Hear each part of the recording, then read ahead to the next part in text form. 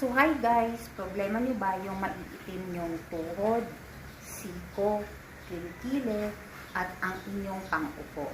So, ako guys, ito lang yung ginagamit ko. Ayan, Johnson's BB Oil, nilalagay ko sa bulak. Bago maligo, kinukuskus ko yung kilikili ko, yung tuhod, yung singit, tsaka yung dito. Halos buong katawan ko na nga pinagagamitan ko to, pati yung mga paa ko. Basta bago maligo, nilalagay ko sa cotton, tapos parang ginaganyan ko siya.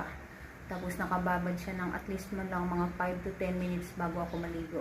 Ito lang talaga guys, very effective. Tingnan niyo naman yung tuhod ko, kung gaano siya kalambot at kakinis, tsaka hindi siya nagkakaroon ng parang mga chicken skin at kalyo-kalyo. Ito lang talaga yung ginagamit ko. Johnson's BB Oil na aloe vera. Try nyo na rin, baka makatulong sa mga maiitim na parte ng katawan nyo. Makakatulong to na mag-lighten. Hindi pa kayo gagastos ng malaki. Johnson's BB Oil na aloe vera lang.